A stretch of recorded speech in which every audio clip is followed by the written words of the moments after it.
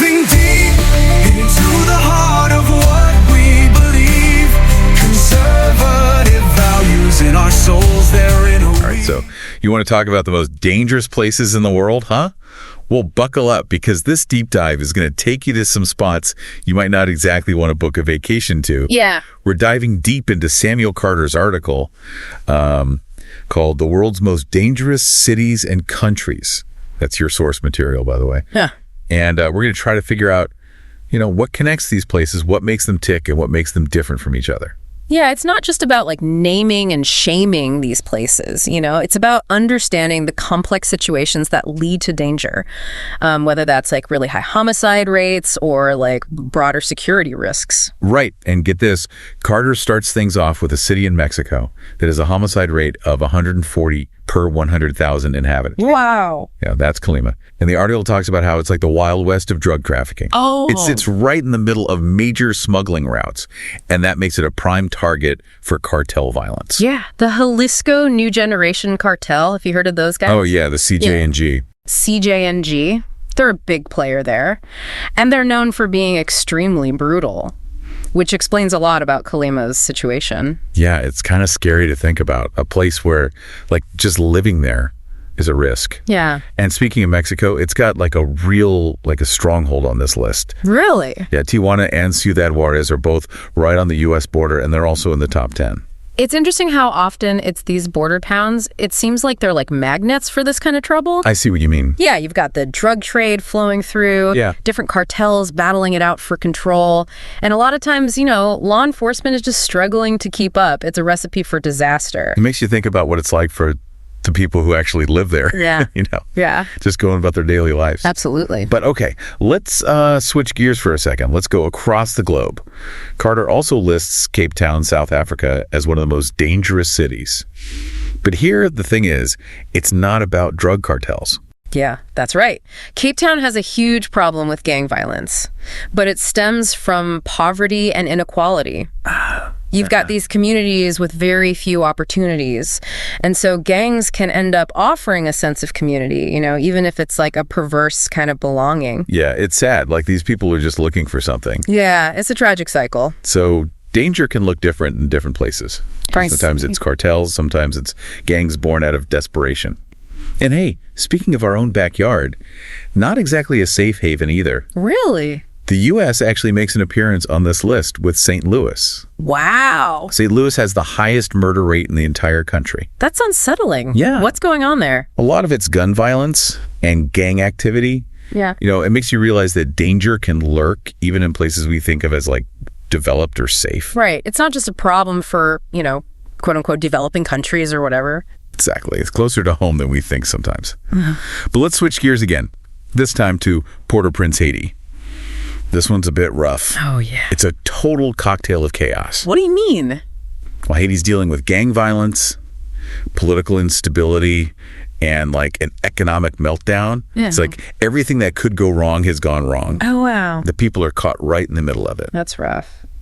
Makes you appreciate stability a little bit more. It does. And then there's Caracas, Venezuela, which the article describes as a city in freefall. So political turmoil, a collapsing economy, crime running wild, that's a bad combination. Definitely. Caracas is like a perfect example of how quickly things can fall apart when society loses its like core pillars. Right, like a domino effect. Exactly. One thing leads to another, and suddenly you're living in a place that's really dangerous. But what's wild? Our next stop, Fortaleza in Brazil, is dangerous for like a whole other reason. What's that? Location. Yeah. Fortaleza is a major port city, and that makes it prime real estate for drug smuggling. It's like this international hub for all these shady dealings. I see. And with that comes violence and power struggles. Right. It's like geography can really dictate a place's destiny. And speaking of destiny, San Pedro Sula in Honduras has a reputation that precedes it. Oh, I've heard of that place. It's been dangerous for a long time. And the article says that mix of drug cartels, gangs, and a weak law enforcement system is to blame. Yeah, that sounds about right. Like all the worst factors combining into one. It's like a perfect storm. Yeah. And last but not least, we've got Kingston, Jamaica, rounding out our top 10 most dangerous cities. Okay. So it's another case of gang violence fueled by the drug trade. But it's also layered on top of, deep social inequalities. Yeah, that's the thing. These issues are rarely isolated. You often see a combination of different factors creating the perfect breeding ground for danger. And that makes it a real challenge to fix things. For sure. It's a complex web to untangle. All right, so we've explored some seriously intense cities, but now we're shifting gears to look at dangerous countries. The article ranks them based on something Carter calls security risks. Yeah, it's like a broader way of looking at it than just homicide rates. It takes into account things like war, terrorism, political instability. Ah, okay. So those are threats that can make a country super dangerous, even if, the murder rate isn't super high. Exactly. Okay, so who's topping this list of danger zones?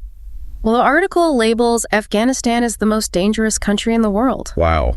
That's pretty intense. What makes it so dangerous? Well, ever since the Taliban took over, things haven't exactly been peaceful. They've imposed all these restrictions on people's freedoms, and there's this constant fear. And then you've got ISIS-K. ISIS-K. Yeah, it stands for the Islamic State Khorasan Province. It's a terrorist group that operates in the region, and they've been launching attacks. So it's just a really volatile situation. It sounds like constant turmoil. Yeah, pretty much. And speaking of turmoil, our next stop is a country we've seen before. Syria. Oh, yeah, Syria. It's been ravaged by civil war for so long, and the article really highlights how dangerous it still is. I mean, there's widespread destruction, millions of people have been displaced, and terrorist groups are taking advantage of the chaos. It's hard to imagine what people are going through there. Yeah, it's a humanitarian crisis. This next one might surprise you. It's Somalia. The country we usually think of when we talk about pirates. Right, but Somalia's dangers go way beyond pirates. Really? Oh, yeah. They've got Al-Shabaab, another terrorist organization. Oh, wow. And they're waging this really violent campaign across the country, kidnappings, bombings, attacks on civilians. It's a scary reality for the people living there. It's crazy how danger can take so many different forms. It really can. Okay, next up we've got the Central African Republic. This one might not be on everyone's radar. This is a really good example of how, internal conflicts can get out of control. What do you mean? Well, you've got all these different armed groups fighting for power. And the result is chaos, violence, and a really unstable environment. It's a bad situation all around, and the people are the ones who suffer the most. It's just an endless cycle of violence. Now, our next stop is Yemen, which is facing a massive humanitarian crisis. Yeah, Yemen has been devastated by civil war, and the article paints a pretty grim picture. Famine disease outbreaks millions of people in need of help. It's really tough to see the level of suffering. It's a reminder of how fragile peace really is. Yeah. And speaking of fragile, Haiti is back on our list.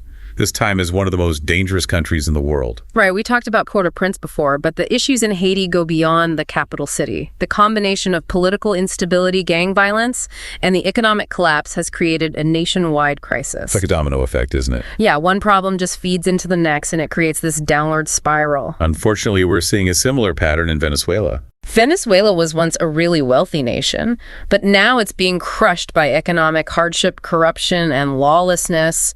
And the government's authoritarian rule is making things worse. It's a dangerous and unpredictable place. It really highlights how economic stability and security are connected. Okay, let's move on to South Sudan, a country that's been dealing with conflict for most of its existence. Yeah, South Sudan became independent pretty recently, but it's been plagued by ethnic violence and fighting between different militias ever since. There's a lot of displacement fear and the constant threat of violence. It's hard to build a stable nation when you're constantly dealing with those issues. It definitely makes it a lot harder. All right, our next stop is a country with a long and troubled history, the Democratic Republic of Congo. This is a classic example of how resources can actually be a curse. What do you mean? Well, rebel groups control huge areas of the DRC, and they exploit the mineral resources to fund their operations. So the resources are actually fueling the conflict. Exactly. It's a tragedy for the people caught in the middle. It's a reminder that peace isn't just about the absence of war. It's about creating a fair and just society. Okay, our final stop is El Salvador, a country that's become almost synonymous with gang violence. El Salvador has been trying to crack down on gangs, but the article points out that it's still a really dangerous place. Groups like MS-13 and Barrio 18 still have a lot of power in certain areas. They're involved in extortion, drug trafficking, and brutal violence. So we've covered a lot of ground here. It's pretty heavy stuff. What are some of the common threads you're seeing in these dangerous countries? Well, it's interesting you see this interplay between what we might call like acute dangers, like active war zones and terrorism. And then there are more chronic dangers like constant gang violence and lawlessness. It's rarely just one thing that makes a country dangerous. It's usually a bunch of factors all coming together. So it's like a perfect storm of challenges. Yeah, exactly. I'm curious about the bigger picture here. What does all of this mean for the rest of the world? Well, it shows how interconnected we all are. Political instability in one country can affect other countries too. How so? Well, it can lead to things like refugee flows, conflicts spreading across borders, even disruption of global trade. We can't just ignore what's happening in these places because it can have an impact on everyone. So it's not just about being informed. It's about recognizing that we're all connected. Absolutely. We need to approach these issues with empathy and recognize the human cost. It's not just about statistics. It's about understanding what people are going through trying to survive in these difficult situations. It's tough to hear about all that, for sure. Yeah. But you're right. We can't just pretend it's not happening. Yeah, and it's important to remember that these lists are just like snapshots in time. What do you mean? They're based on certain data. Well, And things can change, sometimes pretty quickly. so it's not about taking these rankings as like the absolute truth. Right. It's about using them to dig deeper. Exactly. We should be informed and aware, but also critical. Right. You know? And think about the nuances of the situation. Okay, so let's bring it back to our listeners for a second. Okay. Why should you care about any of this? You might be thinking, well, I live thousands of miles away from these places, so what does it matter to me? Well, on a practical level, knowledge is power, right? Understanding these issues can help you make better decisions. Like what kind of decisions? Well, about travel, for example, or understanding current events, or even just how you engage with the world. But it's bigger than just being informed, right? Oh, yeah, for sure. It's about recognizing our shared humanity. You got it. We can't just ignore the suffering that's happening in these places. Right. Empathy and compassion are really important. The more we understand the causes of danger, the better we can advocate for solutions.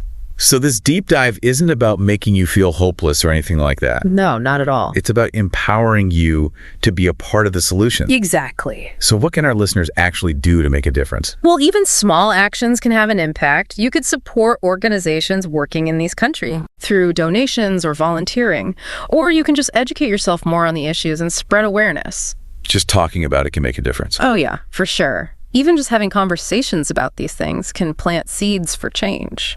It's a good reminder that we're all connected, and even small things can contribute to something bigger. Okay, so before we wrap up, let's leave everyone with a question to think about. Given everything we've learned, what steps do you think could be taken to address the root causes of danger? And how can we create a world where everyone feels safe? That's the big question, isn't it? It's going to take a lot of work. We need to address poverty and inequality, promote education and opportunities, strengthen institutions and governments, and really tackle corruption. It's not going to be easy, but it's a journey we need to take together. It's a challenge that requires all of us to pay attention, to be empathetic, and to take action. So to everyone listening, keep exploring these issues, keep asking questions, and keep thinking about what you can do to make the world a safer place. That's it for this deep dive, but the conversation doesn't end here. Until next time, stay curious, stay engaged, and stay safe.